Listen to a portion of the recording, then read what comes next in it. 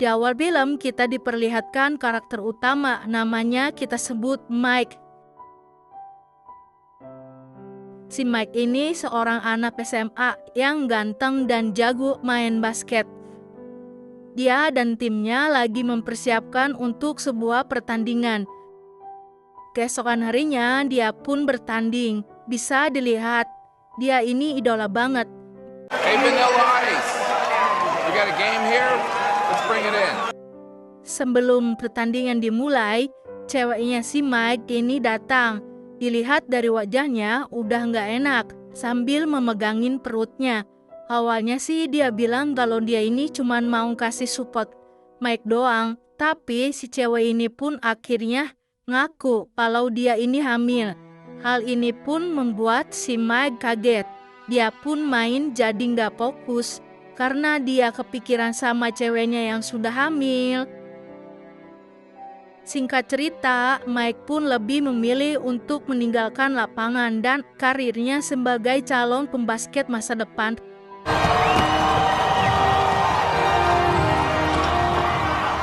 Pas di lorong pun Mike bilang kalau mau bertanggung jawab. Akhirnya mereka pun senang dan bahagia. Cerita pun berlanjut ke si Mike yang udah dewasa. Ini adalah Mike yang sekarang, anjay, dari yang dulu ganteng dan badan atletis, sekarang lebar kayak om-om gadun. Mike pun berangkat kerja.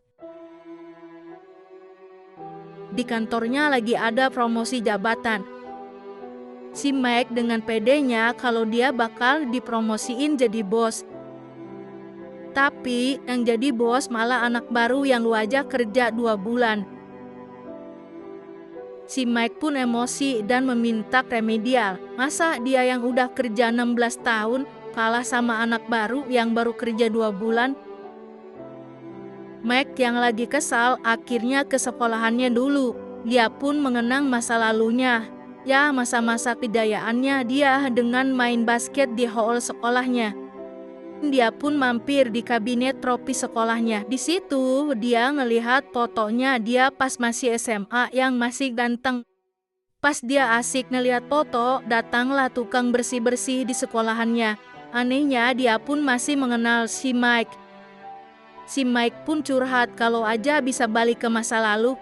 Tukang bersih-bersih itu pun nanya, "Lu yakin, Jang? Mau balik ke masa lalu?" "Oke kalau mau." Tiba-tiba tukang bersih-bersihnya pun menghilang seiring dengan bel sekolah. Ternyata Mike ke sekolah itu buat jemput anaknya yang paling gede. Singkat cerita, Mike pun nganterin anaknya pulang ke rumah istrinya. Dan pas nyamperin rumah, Mike pun ketemu sama ceweknya yang sekarang udah jadi istrinya. Di sini kita bisa ngelihat kalau hubungan mereka itu tidak berjalan mulus. Dan bahkan mereka ini diambang perpisahan. Singkat cerita, waktu Mike sedang di jalan, dia pun melihat ada tukang bersih-bersih yang tadi itu mau lompat ke kali. Si tukang bersih-bersih ini malah senyum-senyum, lalu menghilang.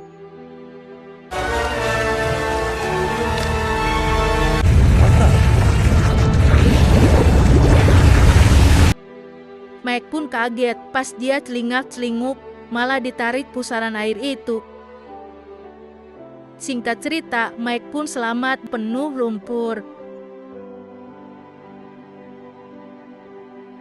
Pas dia bersih-bersihin lumpur itu, dia malah kaget karena mukanya balik lagi ke pas zaman SMA. Hal ini pun membuat si Mike dan temannya kebingungan. Temannya pun bilang, "Lu coba cari lagi tukang bersih-bersih itu lagi." Mike pun langsung OTW ke sekolahnya. Tanpa ganti baju, dia pun mutar-mutar keliling sekolah, tapi nggak nemu si tukang bersih-bersih itu. Akhirnya dia pun putus asa dan Mike pun dikasih tanda kalau dia harus balik lagi main basket. Singkat cerita, Mike pun balik lagi, daftar jadi siswa di sekolahnya. Dengan bantuan temannya, keesokan harinya, Mike pun langsung sekolah dan dia langsung jadi pusat perhatian. Ya iyalah, anak baru bersekolah make mobil sport lagi. Menariknya si Mike ini satu sekolah dengan anaknya, dia yang cewek. Pas Mike lagi kencing, dia pun menemukan anaknya yang cowok jadi korban bullying. Akhirnya si Mike malah temenan sama anaknya yang cowok. Pas lagi makan di kantin, Mike pun ketemu sama anak yang ngebully anaknya dia. Dan ternyata yang ngebully itu pacaran sama anaknya yang cewek. Singkat cerita, Mike pun ngelatih anaknya yang cowok buat main basket. Dan pas lagi latihan, dia pun ketemu sama istrinya. Istrinya pun kaget, ini bocah mirip pisan sama suami gua. Pas di sekolah, Mike pun berantem sama pacar anaknya yang cewek. Karena dia main nyosor aja di depan si Mike. Ya iya, dia nggak tahu si Mike ini bapaknya. Hari pertandingan pun tiba. Mike pun karena emang dasarnya jago, memimpin turnamen buat menangin pertandingan basketnya. Dan anaknya jadi penentu kemenangan.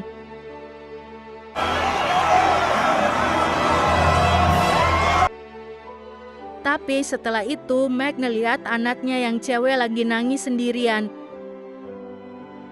Dia diputusin karena dia hamil. Sakit sekali sebagai bapak ngeliat anaknya kayak gini. Anaknya yang rapuh dan patah hati, ngeliat si Mike yang baik hati malah jadi suka sama si Mike.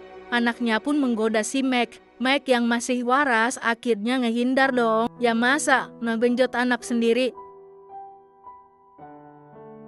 Singkat cerita, mantan istrinya pun datang nyariin anaknya. Mike pun bilang, itu anak lu lagi mojok di belakang. Mike sama istrinya pun obrol-obrol di balkon. Karena ke bawah suasana, Mike pun langsung nyosor. Istrinya yang kaget, heran, Mike pun ditampar. Okay, I'm him, I'm me. I'm Scarlett, I'm your husband. Stop it! Don't call me that! You are a weirdo little man. Singkat cerita, Mike pun datang ke sidang perceraiannya, tapi karena dia nongol pakai tubuhnya dia yang muda, jadi dia nggak dikenalin. Jadi dia berpura-pura membawa surat dari Mike yang dewasa. Padahal itu cuman kertas kosong. Jadi dia bilang dari hatinya kalau dia minta maaf, kalau dia udah salah selama ini. Singkat cerita, setelah dia nyocokin foto Mike di buku tahunan, istrinya pun menyadari kalau yang dia lihat selama ini adalah emang Mike yang asli suaminya. Hari pertandingan pun tiba. Di sini terjadilah deja vu. Mike yang jadi jagoan di timnya dan ada pencarian bakat datar sekolahnya, istrinya dan anaknya yang lagi hamil pun datang buat nonton Mike bertanding. Sebelum Mike bertanding, dia pun tidak lupa ngasih kode ke istrinya. Istrinya yang makin sadar kalau ini itu Mike akhirnya memutuskan buat keluar dari hall basket. Mike pun lagi-lagi harus memilih antara karir di basket atau istrinya, dan akhirnya Mike lebih memilih istrinya. Dia pun meninggalkan lapangan. Setelah ada di lorong, dia pun kembali ke wujud asalnya, yaitu om-om gadun yang buncit. Singkat cerita, mereka pun baikan. Film pun tamat.